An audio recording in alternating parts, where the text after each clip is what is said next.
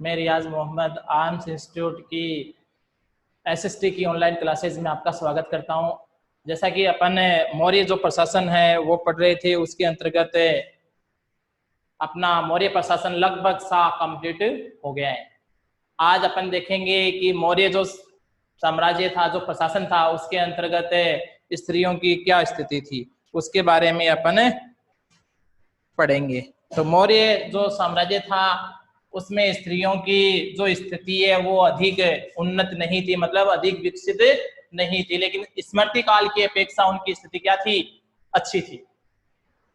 और उन्हें 2 अधिकार मिले हुए थे, पुनर्विवाह और नियोग की उन्हें अनुमति थी। ये है मौर्य काल में स्त्रियों की स्थिति। वैसे देखा जाए तो इनकी स्थिति काफी ज्यादा उन्नत नहीं थी और स्मृति काल की अपेक्षा अधिक इनकी स्थिति क्या थी, स्मृति काल की अपेक्षा अच्छी थी। पुनर्विवाह और नियोग की उन्हें अनुमति थी।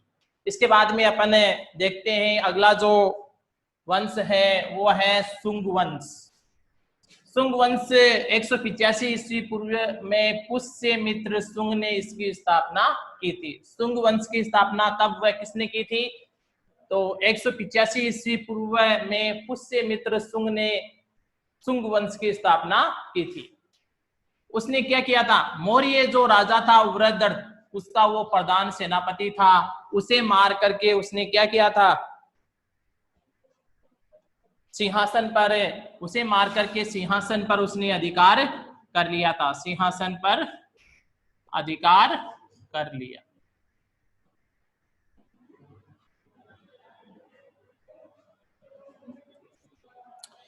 उसने 151 ईस्वी पूर्व तक राज्य किया।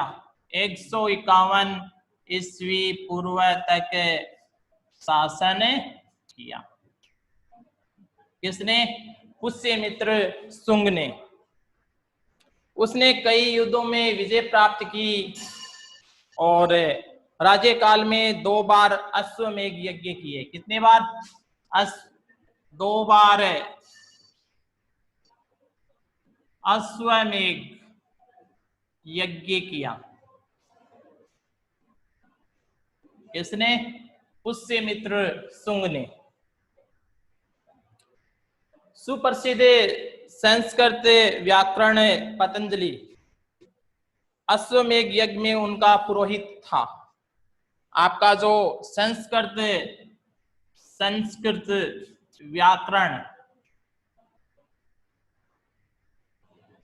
व्याकरण का प्रखंड पंडित पतंजलि, उसका क्या था, अश्वमेघ यज्ञ का पुरोहित था। यानी इस पतंजलि के संरक्षण में ही क्या होता है, अश्वमेघ यज्ञ कंप्लीट होता है। पुष्यमित्र के बाद शुंग वंश में जो प्रमुख राजा हुए उनके नाम हैं अग्निमित्र,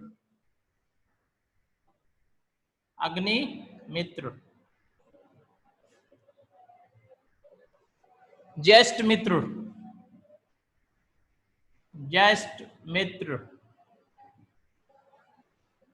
भद्रक, भागवत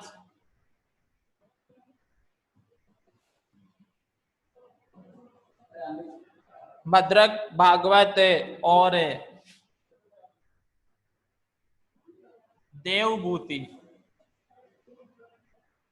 ये क्या हुए थे, अन्य जो शुंग वंश के राजा हैं पुष्यमित्र के बाद में अग्निमित्र, ज्येष्ठमित्र, भद्रक, भागवत और देवभूति हुए थे। देवभूति को उसके अमात्य वासुदेव ने लगभग 73 ईस्वी पूर्व में सिंहासन से उतार दिया। देवभूति है, उसको क्या किया, देवभूति को, शुंग वंश का अंतिम जो राजा था देवभूति, उसको क्या किया था, अमात्य वासुदेव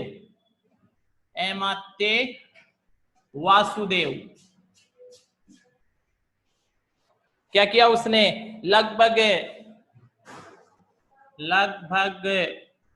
73 ईस्वी पूर्व क्या किया, सिंहासन से उतार दिया, सिंहासन से उतार दिया।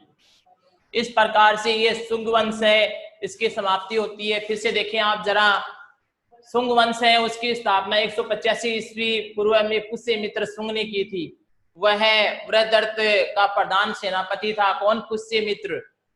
वृहदर्थ को पुष्यमित्र ने क्या कर दिया था? मार दिया था और सिंहासन पर अपना अधिकार कर लिया था। 151 ईस्वी पूर्व उसने शासन किया। 2 अश्वमेध यज्ञ किए इसने, और संस्कृत का जो प्रखंड व्याकरण का प्रखंड जो पंडित है पतंजलि, उसने अश्वमेध यज्ञ में उसका राजपुरोहित था। किसका? पुष्यमित्र का। इसके बाद में जो आपके पुष्यमित्र है, उसके बाद में जो राजा हुए हैं वो है अग्निमित्र, ज्येष्ठ मित्र, भद्रक, भागवत और देवभूति। लास्ट जो पुष्य शुंग वंश का जो राजा था वो देवभूति था। देवभूति को अमात्य वासुदेव ने लगभग 73 ईस्वी पूर्व उसे क्या किया था? सिंहासन से उतार दिया था। ठीक है, थैंक यू।